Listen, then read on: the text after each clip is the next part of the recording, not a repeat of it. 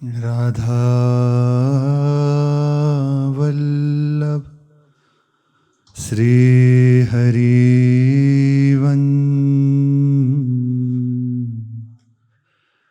राधा वल्लभ श्री हरिवंश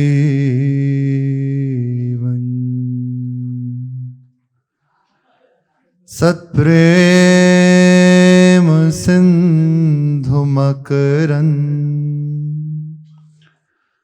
रसोगधारा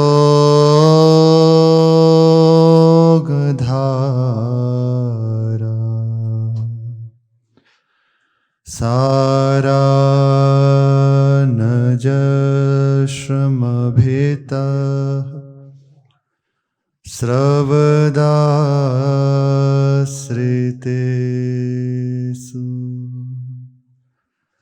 श्रीराधिके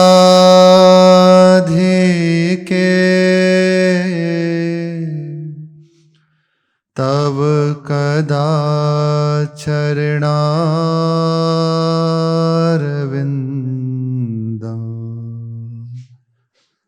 गोविन्द जीवन धनो शिरसा वहामि गोविन्द जीवन धनो शिरसा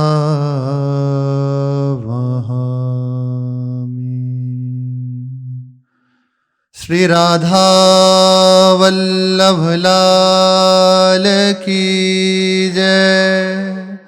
महाप्रभु श्री हरिवंश चंद्रजू महाराज की जय। श्री वृंदावन धाम की जय। अब सुनि श्री हरिवंश पद गयो प्रबोधानंद पायो नित्य विहार सुख तजो सुब्रह्मानंद जुगल प्रेम रस अवधि में पर्यो प्रबोध मन जाय वृंदावन रस माधुरी गाय अधिक लड़ाई। प्रसंग चल रहा है श्री पाद प्रबोधानंद जी कैसे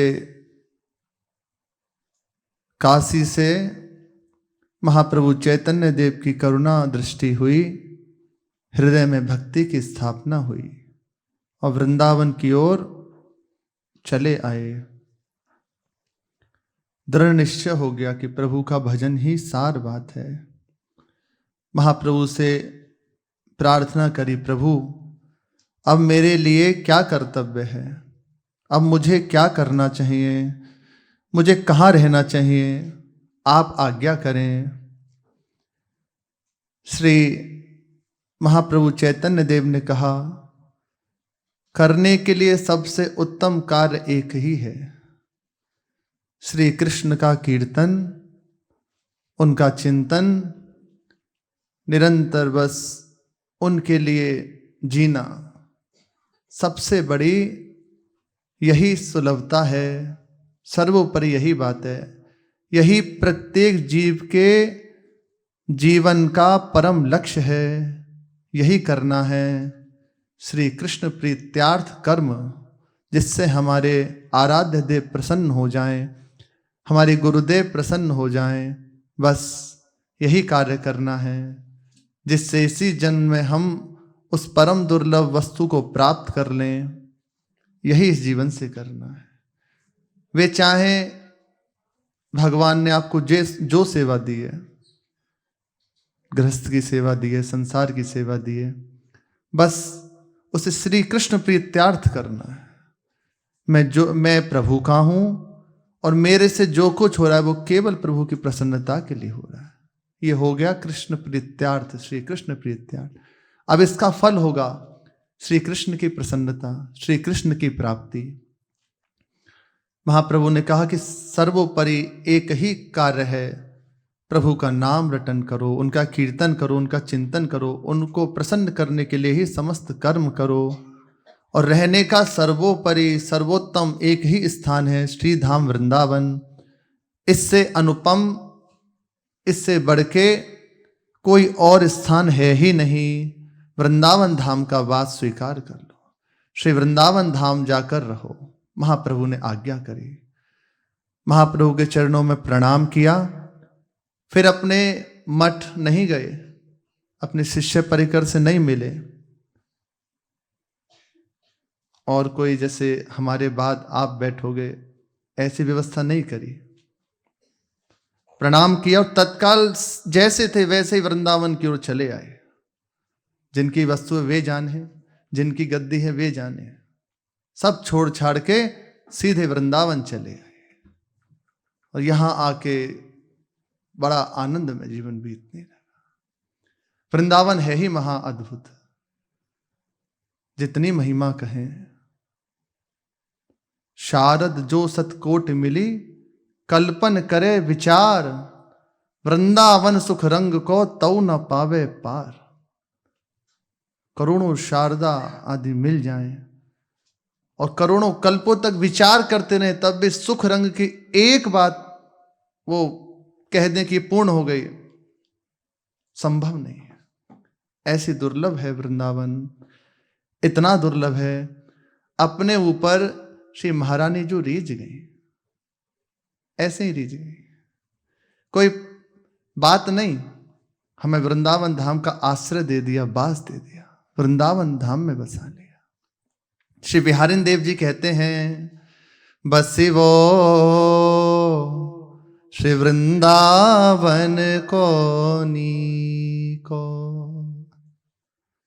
वृंदावन धाम का वास ही सर्वोपरि है, यही निवास, यही नीका है।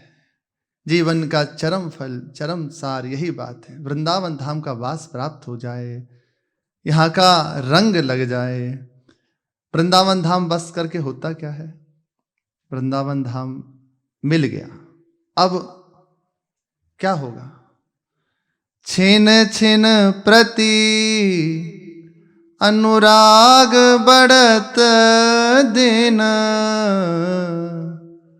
छिन छिन प्रति अनुराग बढ़त दिन, दरस बिहारी जी को बसिवो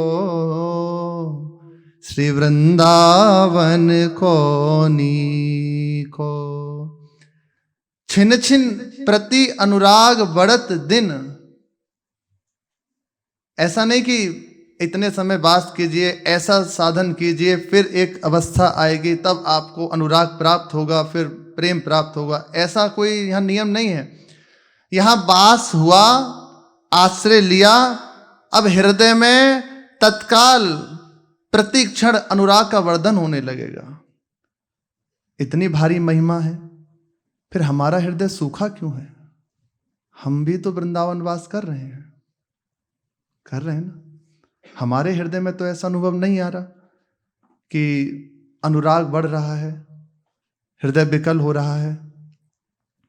पर ऐसा है, अपने सामने अपने गुरुजन, उनकी ऐसी अद्भुत अवस्था देखने को आती है।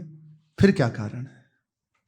कारण यही है, हम वृंदावन वास करके आगे की पंक्ति में कह रहे हैं दरस बिहारी जी को। अब इसके कई भाव हैं। प्रथम भाव, श्री वृंदावन धाम का वास अगर प्राप्त हो गया तो एक ही जीवन की बात बना लो कि मुझे प्रभु चाहिए, उनका निरंतर भजन करना है, उनकी प्राप्ति करना है। और सर्वत्र सब समय सब में उन्हीं का दर्शन करो, उनसे बिलक कुछ मत देखो। ये धाम चिदानंद में है। गुण दोषमय वृत्ति का त्याग करके श्री वृंदावन धाम का वास स्वीकार कर लो।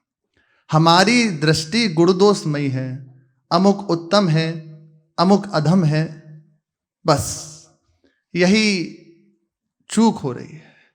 इसी कारण हमारे हृदय में जो महिमा लिखी हुई है और लिखी नहीं है, अनुभव में आती है महापुरुषों के, है आज भी विराजमान है, जो इसका अनुभव कर रहे हैं।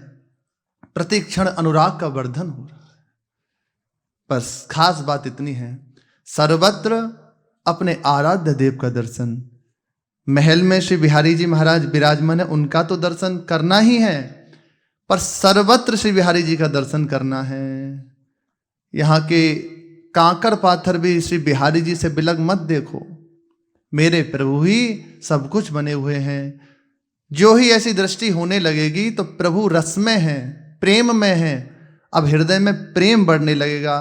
पर जब हमारी दृष्टि रागमयी द्वेषमयी होती है तो राग द्वेष ही बढ़ता है, गुण दोष ही हृदय में बढ़ता है, इसलिए अनुभव में नहीं आता। ये वैष्णव धाम है, यहाँ जरा भी किसी के प्रति दृष्टि यदि बिगड़ी तो निश्चित मानिए आपके हृदय में एक आनंद की उफान जो होती है ना, सहज, वो ढक जाएगी। अमुक ऐसा है, इसको ऐसा नहीं करना चाहिए। बड़ी विचित्र लीला। गुरु कृपा से, आचार्य कृपा से, श्री जी कृपा से थोड़ी साधन में वृत्ति लगी, थोड़ा संयम में जीवन आया, तो अब यहां ये बात शुरू हो जाती है कि अमुक तो इतना खाता है, बताओ सुबह शाम जब देखो तब खाता ही रहता है। अरे तुझे क्या परेशानी, खाने दे, प्रभु उसको पवा रहे हैं अच्छे से। बड़ी विचित्र लीला है, हर समय खाता। अरे तुम्हें क्या देखना है, तुम जो कम पा रहे हो किसके लिए पा रहे हो? संयम बना रहे, मेरा भजन निरंतर बढ़े, भजन का स्वरूप निरंतर सर्वत्र भगवान का दर्शन होता रहे, उनका चिंतन बना रहे अखंड, नाम ना छूटे। अब ये छोड़ के हमारी दृष्टि होती है कि ये अमुक ज्यादा पा रहा है, अमुक ऐसा कर रहा है, अमुक को ऐसा नहीं करना चाहिए, ये देखो इसमें ये दोष है, भेष रंगाए हैं और ऐसा करते हैं।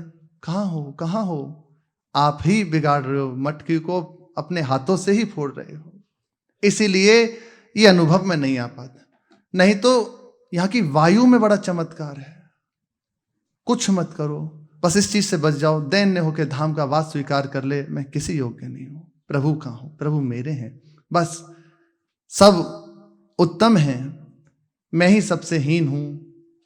तरणते नीच आपको जाने सोई जान, वृंदावन यही विधि वसै तजके सब अभिमान। तरणते नीचो आपको जाने सोई जान, जो अपने आप को अत्यंत तुच्छ मान लेता है, मैं किसी योग्य नहीं, मैं कुछ नहीं हूं, वे जान जाता है, वो सर्वोपरि वस्तु को प्राप्त कर लेता है। ये वृंदावन धाम है। आप कुछ मत कीजिए, कोई साधन नहीं बनता, ठीक है, बस पड़े रहो। यहाँ की वायु में चमत्कार है। आज प्रातकाली श्री महाराज जी कह रहे थे कि यहाँ सहज में आनंद की अनुभूति होती रहती है। हमारे प्रियाजू का नित्य धाम है। जब कहा कि श्री जी कभी रूठती नहीं, कैसी भी गलती हो जाए, तो कह रहे हैं ये इनका निज धाम है, उन्होंने करुणा करी है, बसाया है। इसी प्रसंग में कहा कि यहाँ सहज में आनंद की अनुभूति होती है, पर ये जो हमसे गलती वास्तविक ये होती है, हमसे होती है, इसलिए कह रहे हैं किसी न किसी के प्रति दोषमयी वृत्ति, अपने में श्रेष्ठ बुद्धि, बस इसी कारण से ये अनुभव में नहीं हो पाता। और सर्वत्र हम भगवान का दर्शन नहीं करते। बिहारी जी का दर्शन कर आए, कुछ देर 10-20 मिनट, घंटा, आधा घंटा तो दर्शन हो गया, ऐसा नहीं। यहाँ सब में बिहारी जी का दर्शन करना है। आपके प्रति प्रतिकूल व्यवहार कर रहा, उसके प्रति भी भाव करो, मेरे आराध्य देव मुझे संभालने के लिए लीला कर रहे हैं, तो बढ़ जाएगा, आपका मार्ग खुल जाएगा। इसीलिए हमें अनुभव में नहीं आ पाता। श्री बिहारी देव जी कह रहे हैं, छिन छिन प्रति अनुराग बढ़त दिन, प्रतिक्षण प्रतिदिन अनुराग बढ़ता रहता है दरस बिहारी जी को। और यही अनुराग श्री बिहारी जी का दर्शन करा देगा। प्रथम भावना करो, सर्वत्र मेरे प्रभु ही हैं, फिर करुणा होगी। जहाँ हृदय में आनंद की अनुभूति हुई, प्रभु अब जिया नहीं जाता, तो श्री श्यामा श्याम श्री बिहारी बिहारिणी जो नेत्रों के सामने आ जाएंगे। नैन श्रवण रसना रस अछवत, अंग संग प्यारी पी को। श्री बिहारी बिहारिणी दासी अंग संग बिछुरत नाही को। बसी वो श्री वृंदावन को नी को। बसी वो वृंदावन को नी को। जहां दरस श्री बिहारी झुका हुआ। अब नेत्रों की बान पड़ गई। नैन श्रवण रसना, नेत्रों से रूप का दर्शन हो रहा। श्रवण उनकी कीर्ति का, उनके गुणों का गायन श्रवण में लगे हुए हैं। वाणी हर समय उनके मधुर नाम का, उनके गुणों का गायन कर रही है। परम रस में रस का आस्वादन कर रही है।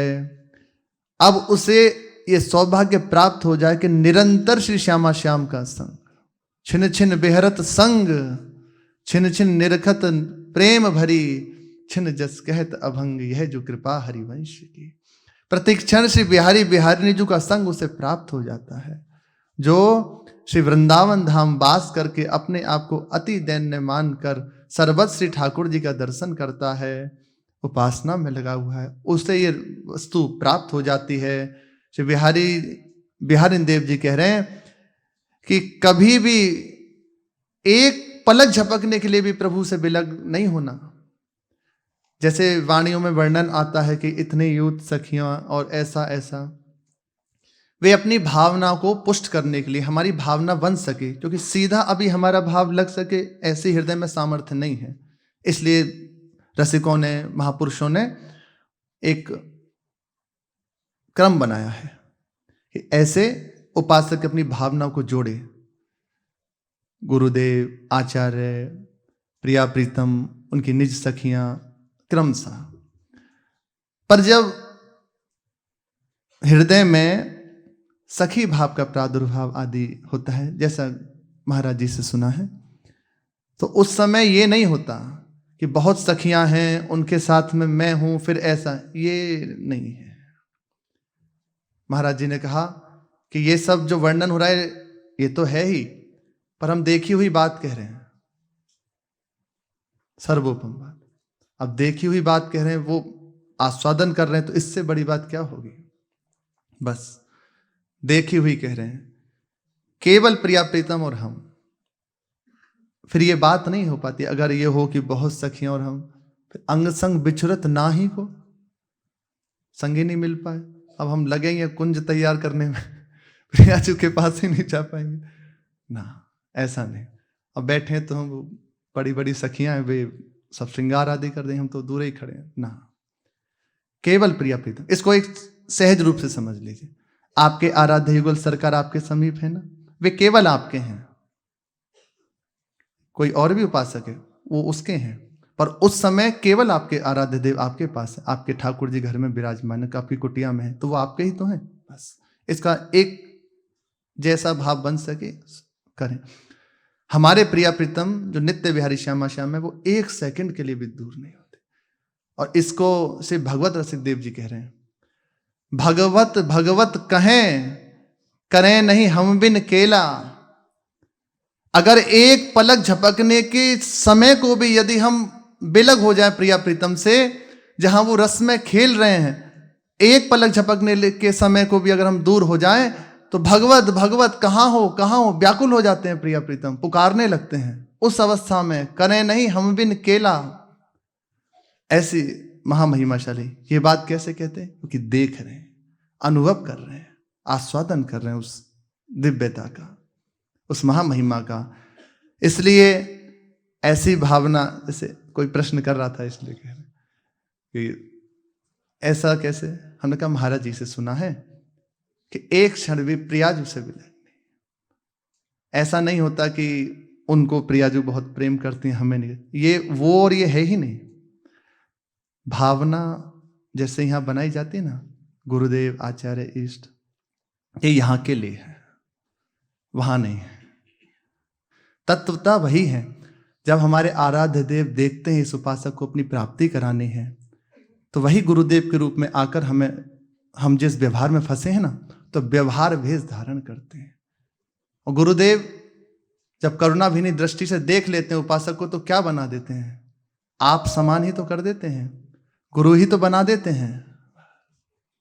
ये उपासना में जैसे जैसे चित्त रहेगा तो समझ में आ जाएगा। नहीं तो अभी प्रश्न हो जाएगा, अरे ये तो ऐसी बात कह रहे हैं। हम नहीं कह रहे, हम तो सुनी हुई बात जो गुरुजनों से सुनी है, या जो बड़े बड़े महापुरुषों की बात पढ़ी वे कह रहे हैं। भगवत रसिक देव जी कह रहे हैं, अपने गुरुदेव से सुना है वे बात कह रहे हैं, तो बहुत समझ के। इसलिए तो एक क्षण भी उस उपासक को श्री श्यामा श्याम से बिलगाव नहीं होता, कभी बिछुड़न नहीं होता। एक बार हो गया ना प्रवेश, फिर कभी बिछुड़न नहीं होता। आप विचार के जो अनंत काल से हम माया के परतंत्री तो हैं, पर आज कृपा हो गई। अहेतु कृपा इसी को कहते हैं कि जिनकी माया है उस पर किमृत धूर्त प्रवर निकटम यासीना प्राण सख्या, उन्हीं की माया है ना, उन पे शासन हे। तू तो सखी सयानी तय मेरी एको न मानी, हो तो सो कहे तारी प्रिया प्रीतम को आदेश कर रही है सखिया। क्या सामर्थ्य है। जब श्री ध्रुवदास जी महाराज 42 लीला में वर्णन करते हैं बृहद बामन पुराण की भाषा लीला, उसमें कहते हैं सखी कियो जब चिंतवन श्रीपति प्रगटे आए, और आज्ञा दे रही हैं कि प्रभु आज्ञा वही है सृष्टि रचावो जाए, तो मैं सेवा यमराज को आज्ञा, धर्मराज को, सबको आज्ञा दे रहे हैं, ब्रह्मा जी को, भगवान शिव को, श्री हरि को, जाओ तुम ऐसा से। ये है सखी की सामर्थ्य, वो प्राप्त हो गया। कभी विलगाव नहीं होना प्रिया प्रीतम से। कैसी दिव्य बात। पता नहीं आप इस जो हमें तो पूरे दिन बस यही चलता रहा कि अनंत काल की बात बन गई, कभी नहीं लौटना, कभी वापस नहीं आना। सोचो अनंत काल से भटक रहे हैं इसी बात के लिए, इस सुख के लिए तो हो गई बात। और ऐसी बात कि जहां बड़े बड़े न देवेर ब्रह्मादेर न खलु हरि भक्तेर न सुहृदा दिवीर यद्वे राधा मधुपति रहस्यम सुविदितम। बस किसे प्राप्त होता है? तयोरदासी भूतवा तदुपचित केली रसमय दुरंता प्रत्याशा हर हर दृशोर गोचरई तुम। ऐसी आशा बड़े बड़े भगवत कोटि के महापुरुषों को भी दुर्लभ, वो हमारे हृदय वो वस्तु प्राप्त हो गई। इसलिए वृंदावन का वास जिसे प्राप्त हो गया निश्चिंत हो जाए। वृंदावन वास का सबसे पहला स्वरूप है, उसकी कृपा का प्रथम स्वरूप है, वो सीधा रसिकों से मिला देगा, प्रेमी जनों से मिला देगा। और प्रेमी जन श्री श्यामा श्याम से अपनापन करा देते। बिना रसिकों की कृपा के श्यामा श्याम से अपनापन नहीं होता। और जहां श्यामा श्याम से अपनापन हो गया, संसार से शरीर से अपनापन हटा, अब प्रिया प्रीतम से दूरी नहीं रह सकती। अब दूरी बस इतनी है, ये हमारा जो अपनापन शरीर से है, संसार से, ये हट जाए बस। महारानी जी ने इतनी कृपा करी है, वृंदावन वास दिया, अपने अनुरागी प्रेमी जनों का संग दिया।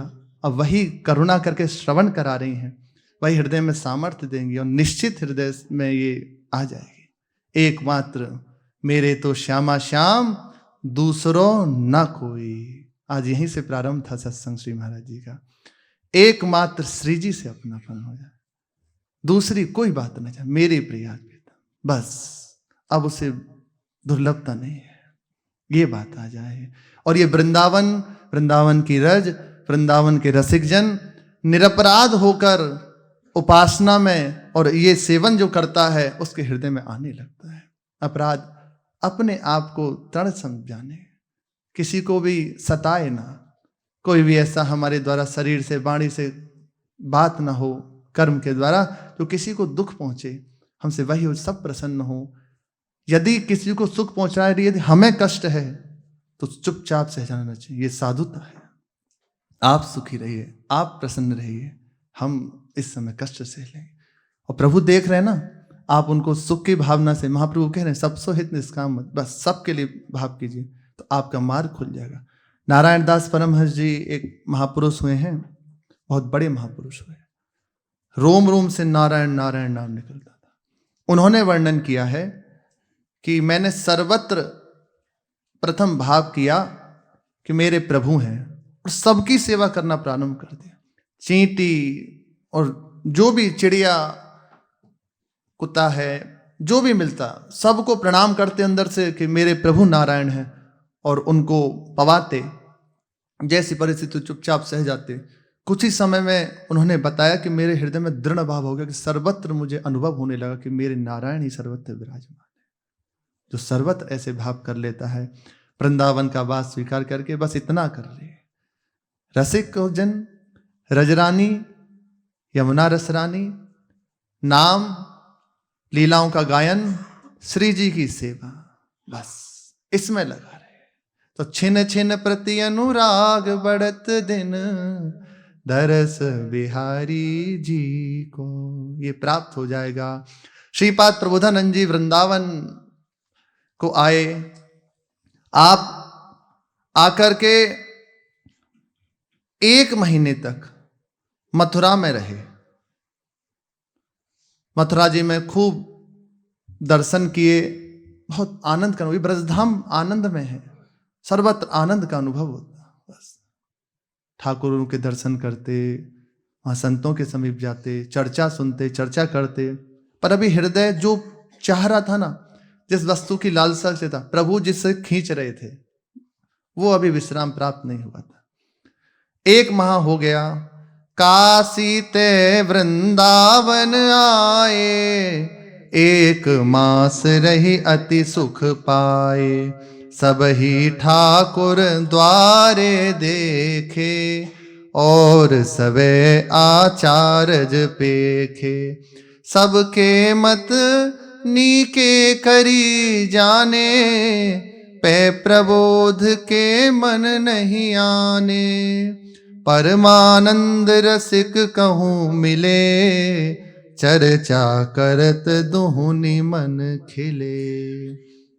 समस्त ठाकुरों के दर्शन किए, वृंदावन भी आए, आचार्यों के पास गए, संतों के पास गए, उनसे चर्चा करते और उनकी चर्चा सुनते। पर हृदय में अभी विश्राम का अनुभव नहीं हो रहा था। सहज भाव में जो एक आकर्षण हृदय में हो रहा था, उसकी अभी पूर्णता नहीं दिख रही थी कहीं। ऐसे ही एक बार यमुना जी के किनारे किनारे चले आ रहे थे मथुरा से, तो देखा रास्ते में श्री यमुना जी के समीप एक कुंज है, और वहां एकांत स्थल में एक वृद्ध मूर्ति परमानंदास जी विराजमान है। पद्मासन लगाए हुए हैं, बाहरी चेतना शून्य है। थोड़ी थोड़ी देर में नेत्रों से अश्रु बह रहे हैं, कभी मुस्कुराने लगते हैं, पूरे शरीर में पुलक हो रही है, कंप हो रहा है। देख के रुक गए और विचार करने लगे कि ये कौन सी अवस्था है। हमने बहुत समाधियों का वर्णन सुना है, आसनों का वर्णन सुना है, पर ये कौन सी समाधि है जिसमें ये बैठे हैं? संप्रज्ञात समाधि, असंप्रज्ञात विचक्षणा, संकल्प लगाकर उतने समय के लिए बिल्कुल, और है एक बिना संकल्प की लगी हुई समाधि। इन सब का अनुभव किया है, देखे हैं, जाना है, सुना है, पर इस समाधि के विषय में नहीं जाना जो श्री परमानंद दास जी इस समय विराजमान है। इस समाधि में ये कौन सी समाधि है? वहीं बैठ गए। उन्होंने कहा अब इनसे वार्ता करेंगे तभी आगे बढ़ेंगे, क्योंकि वे तो हैं ही अब उस रस की प्राप्ति के लिए लोलुप चित्त। बैठ गए। प्रातःकाल दर्शन हुआ था, और प्रातःकाल से संध्या हो गई, उसी अवस्था में बैठे हैं श्री परमानंद दास जी, उसी अवस्था में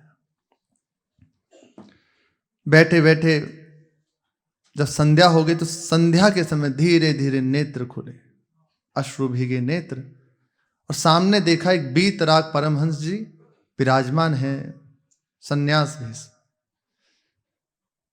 देखते ही प्रणाम किया कि संत हैं। तत्काल और मुख से उच्चारण हो रहा था श्री हरिवंश, श्री हरिवंश, ऐसा। श्री प्रबोधानंद जी महाराज ने पूछा कि हम काशी से आए हैं और 1 मास से ज्यादा हो गया, हमें ब्रजधाम में रहते हुए आप कहां थे?